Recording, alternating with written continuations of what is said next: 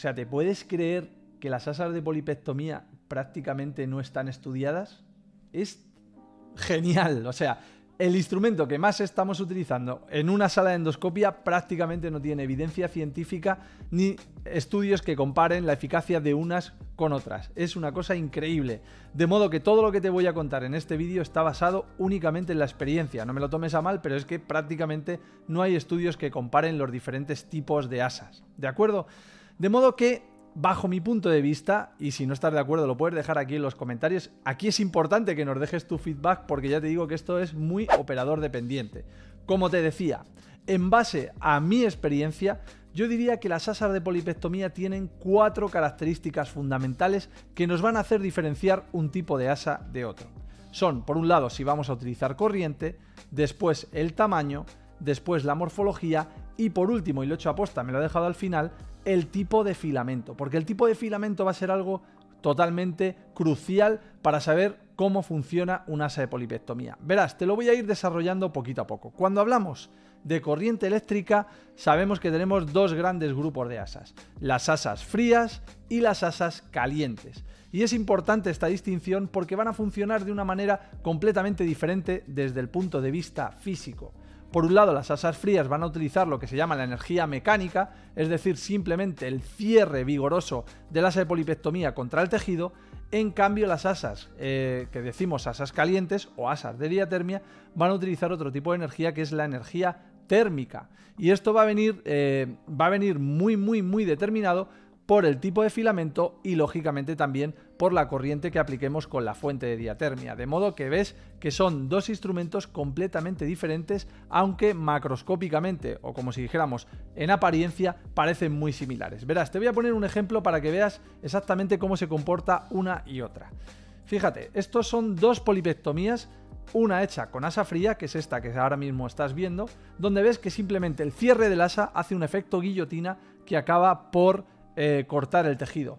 Pero fíjate lo que ocurre con el asa caliente. Esto es una polipectomía estándar, una resección mucosa además de dos lesiones muy similares, dos pólipos cerrados, y como ves ahí, la manera de trabajar es completamente diferente. El asa fría es mucho más explosiva, es mucho más rápida, y el asa caliente es mucho más lenta en el sentido de que va cortando, tenemos que dejar tiempo que la corriente pase y por tanto desde el punto de vista físico se comporta de manera completamente diferente.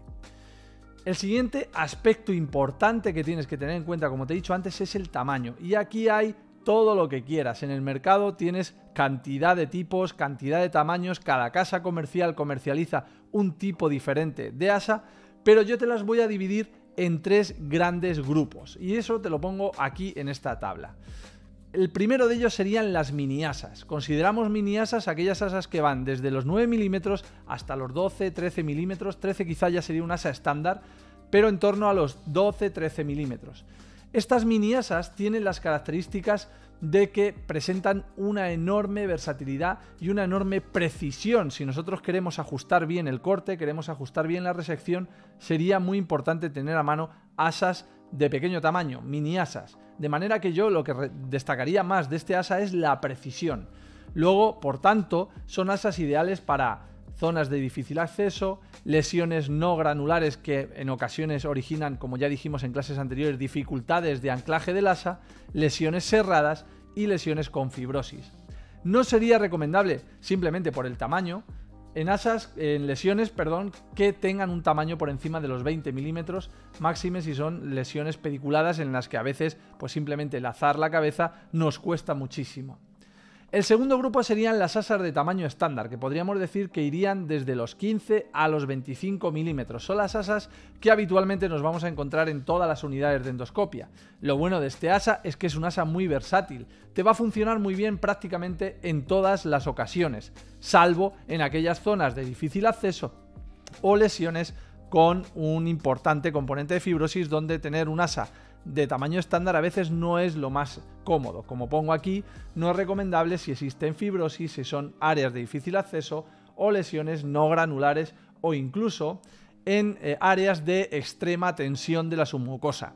Si este término no te suena, te recomiendo que vayas a ver las clases de resección que hemos dado en semanas anteriores donde explicamos exactamente qué es esto de la tensión de la pared del colon. Y por último, tenemos un grupo de asas que prácticamente no se usan, que son aquellas que están por encima de los 30-35 milímetros y que pueden llegar incluso hasta los 55 milímetros. Es lo que llamamos asas jumbo o asas gigantes. Estas asas prácticamente las vamos a utilizar únicamente en el caso de lesiones pediculadas con una cabeza tremendamente grande, que la única manera de resecarlas en bloque es lazándolas con este tipo de asas tan bestiales y tan grandes. Yo apenas las he utilizado, he de decirte, únicamente he utilizado en alguna ocasión asas de 50 milímetros, pero ya te digo que salvo en este supuesto, estas asas prácticamente no tienen ningún tipo de uso. El siguiente aspecto importante que tienes que conocer es la morfología del asa, y como te digo antes, aquí tenemos cantidad de tipos, cantidad de morfologías. Tenemos asas que tienen apertura lateral o asas asimétricas, como pongo aquí. Tenemos también asas de filamentos finos, filamentos gruesos, asas ovales, asas hexagonales, de todo tipo, pero yo te lo voy a simplificar en dos grandes grupos, que son, por un lado, las asas ovales o circulares y por otro lado las asas hexagonales o vamos a decir poligonales. Digo hexagonal porque será la manera poligonal que con más frecuencia te encuentres en un asa de diatermia. Y aquí prácticamente van a tener el mismo uso, pero lo único que tienes que saber es que las asas hexagonales, las asas poligonales por esa conformación angulada que tienen, tendrán más facilidad para anclarse al tejido y sería ideal para utilizarlas sobre áreas de fibrosis, de modo que asas hexagonales específicamente dedicadas para zonas de fibrosis. ¿Cuál es la desventaja? Pues por un lado, en las asas ovales, que son más limitadas a la hora de resecar un tejido con gran cantidad de fibrosis, y las asas hexagonales, la desventaja es que la mayor parte de las ocasiones son asas de mayor coste, son más caras. Pero bueno, ya te digo que sí que merece la pena tener al menos 2-3 tipos de asas en cuanto a tamaños y en cuanto a morfologías dentro de tu unidad, ¿de acuerdo? Esa sería la característica. Y a mi modo de ver, la característica más importante a la hora de decidir qué tipo de asa vamos a utilizar es el tipo de filamento, porque ya veremos que esto engloba prácticamente todas las características que hemos ido hablando. De hecho, el tipo de filamento también va a verse diferente o va a diferenciarse si estamos hablando de asas frías y asas calientes. Tendrán filamentos completamente diferentes.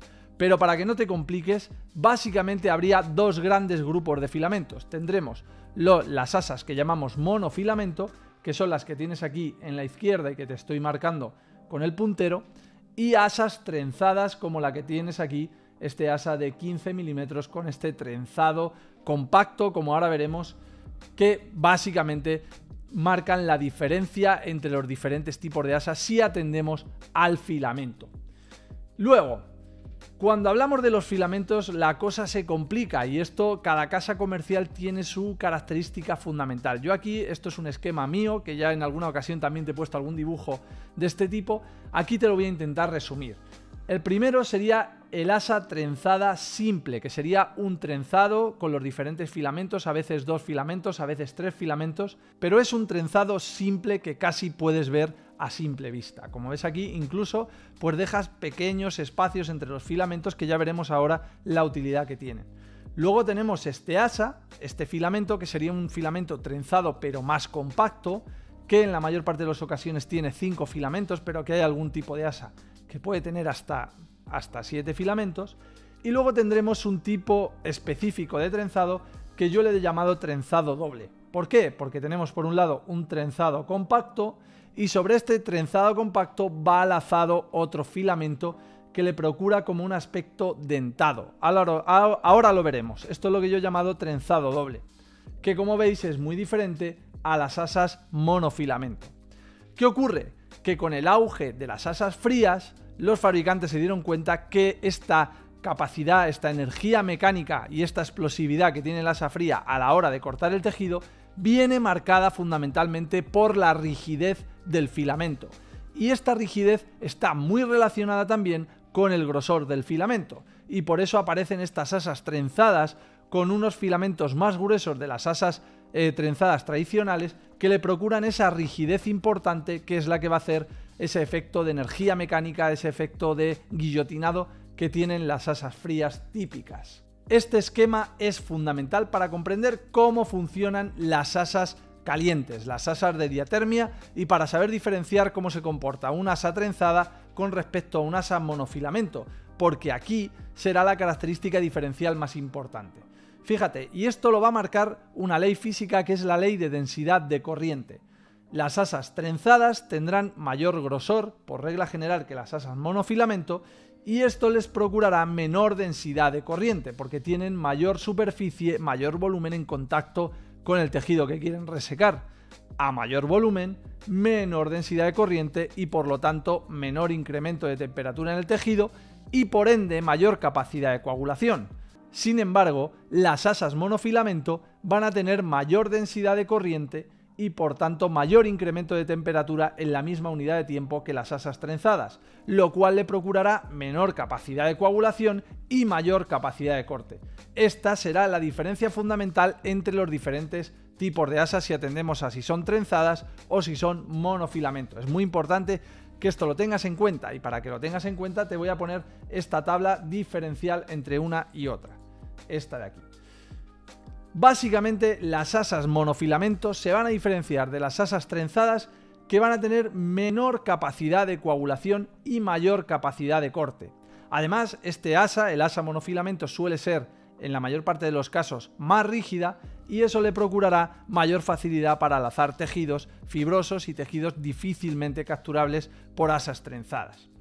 Fíjate, aquí te voy a poner una fotografía para que veas en detalle los diferentes trenzados que hablábamos antes cuando hablamos de las asas trenzadas. Fíjate, el de la izquierda es una asa fría y como ves es un trenzado simple, pero es un trenzado simple más grueso, que le procura mayor rigidez y mayor capacidad de guillotinar, mayor explosividad si lo comparamos con el asa trenzada clásica, el asa de diatermia, que tiene este trenzado compacto, que se diferencia muy mucho de este trenzado que hemos llamado trenzado doble, que sería un trenzado compacto y sobre eso un hilo que va, o un filamento que va procurándole este aspecto dentado al asa, que lo que le va a procurar es mayor capacidad de agarre a la mucosa del colon. Y esto que te estoy diciendo te lo plasmo en esta tabla. No te preocupes por la tabla, porque todo esto te lo voy a dejar en la descripción, te voy a dejar la presentación para que tú te la descargues y lo puedas esto manejar con tranquilidad y puedas conocer muy bien los diferentes tipos de asas y los diferentes tipos de filamento que tienes. Para un momento a la clase. Una cosa importante que tienes que saber es que hoy es el último día para inscribirse a nuestro curso de resección endoscópica mucosa Siren 1. Tienes el enlace abajo. Mañana, día 9, cerramos inscripciones y se acabó. Uy, se me va el micro. Se acabó porque estamos a punto de lanzar la siguiente edición, el Siren 2. Así que ya sabes, si quieres apurar, no estás inscrito, prepararte para la siguiente edición, Siren 1, tienes el enlace aquí abajo. En definitiva, y para resumir, ¿cuándo utilizaría yo un asa y cuándo utilizaría otra, teniendo en cuenta que estamos utilizando, en este caso, asas de diatermia? Aquí no vamos a hablar de asa fría porque eso tiene un tema específico, sino que vamos a hablar de asas de diatermia. En primer lugar, si la lesión es resecable, lo que miraría yo si es una lesión que tiene componente de fibrosis. Si no tiene componente de fibrosis, podríamos utilizar asas trenzadas, de las clásicas, de las típicas, sin ningún problema, de las asas que hemos dicho versátiles, de trenzado simple, sin problema.